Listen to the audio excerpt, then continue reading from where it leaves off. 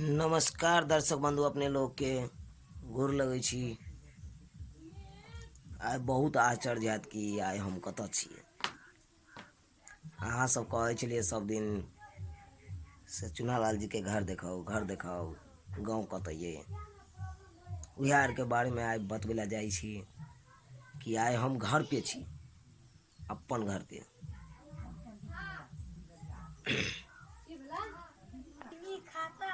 ई तऽ अपन घर भेल, देख लिअ। इएह भेल अहाँके छोट सन कुटिया भेल गरीबके। ई घर देख के अहाँ सबके आश्चर्यो लागैत हैत से चुनालाल जी के घर एहन छै नहि छै। लेकिन की करबै सर, गरीब दुखियाके एहने घर होइके चाही। आइ पूरा हम देखबै छी अपना गाँवके सीन। तब तक अहाँ जुड़ल रहू हमारा चैनलके साथ, चुनालाल ब्लॉग चैनल। देख लियौ दर्शक बंधु अपने लोग, इएह भेल हमर घर। देखै छियै ने, टुटलाही घर छै, टुटली मरैया। अंदर से है कन, अंदरो में है कन घर सब। 2 रूम के मकान या, ऊपर छत नहीं ढला या, लिल्टर तक भऽ गेल। ई देखियो हमारा गाँव में, हमरे घर के बगल में हमर बाबा रहै छथिन। इहो अपन छोट सन कुटिया डालि के अपन दोकान ओहिमे खोलने छथिन। की बाबा की ई अपने के दुकान छै? देखै छियै, इएह भेल बाबाके दोकान, बाबा पान भंडार। बच्चा सबके खायवला है कन, कुरकुरा मुरकुरा, बिस्कुट तिस्कुट सब छै कन।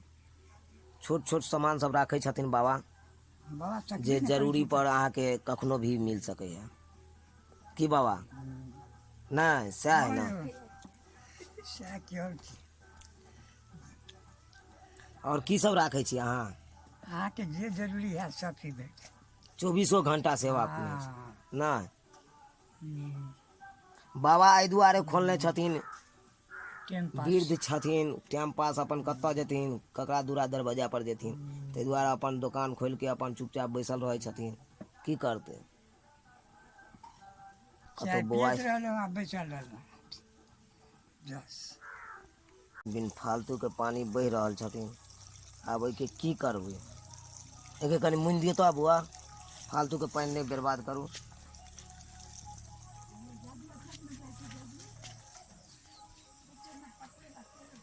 देख लियौ कते सुन्दर लागै छै सावनमे, हरियाली भरियाली खेत सब छै कन से देखियौ। नीक लागै छै कि नहि यौ दर्शक बन्धु सब।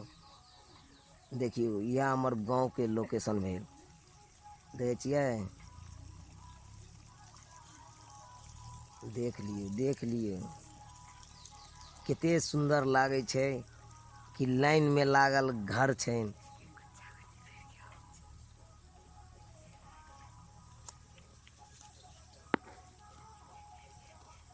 देखिए बहुत सुन्दर लागि रहल छनि। बहुत सुन्दर हरियाली भरियाली खेत सब, धान सब और रोपा रहल छथि। और धानो रोपैवला सीन अहाँ सबके देखायब। किएक तऽ सब दिने अहाँसब देखैत अयलहुँ हन वीडियोमे, आ रियलमे हम देखायब, रियलमे केना रोपल जाइ हइ धान सब, खेती पथारी केना कयल जाइ हइ कन से देखायब अहाँके। गाँवके गोबरके चिपड़ी देखै छियै। ई गोबरके चिपड़ी मामूली चिपड़ी नहि छै। देखियौ गाय महीष जे पोसै छथिन ने, तऽ हुनके गोबर सब होइ छै, तऽ हुनके गोबरसँ चिपड़ी बनबै छथिन। आ चिपड़ी बनेलाके बाद ओकरा देखै छियै एनाहिते छोट छोट पाँतिके आ साटि दै छथिन देवालमे। आ सटलाके बाद सूखि जाइ छै तऽ ओकरा उदारिके चूल्हीमे जरबै छै, खाना बनबै छै। बहुत तरहके काम सब होइ छै चिपड़ियोके। तऽ एहि चिपड़ीके बहुत तरहके काम होइ छै कन, अहाँके होम जापमे से काम देत, अन्य प्रकारके काम होइ छै, जैसे अहाँके बहुत फायदामन्द चीज छै। देखै छियै इएह गायके गोबरके चिपड़ी छै। देखियो छोट छोट चीज सब अहाँ सबके मिलबैत रहब गाँव के छोट छोट बात। की पजियार साहब की आइ कतऽ के पूजा छै? अमेठी। अमेठी के। तऽ आइ हमरा लऽ चलबै ने? एकदम। हाँ कनी हमरो लऽ चलब, कनी दर्शकों बंधु के देखा देबै केहन पूजा होई कन। अच्छा। हाँ सबटा बात बता देबै हाँ। कि गाँव में राजा सलहेश पूजा केना भऽ रहल है, अच्छा। कोन हिसाब से होई कन उ सब देखेबै। तब तक के लिए अहाँ सब जुड़ल रहब हमारे चैनल के साथ। तो जय के आज्ञा दियो। जय मिथिला और जय मैथिली।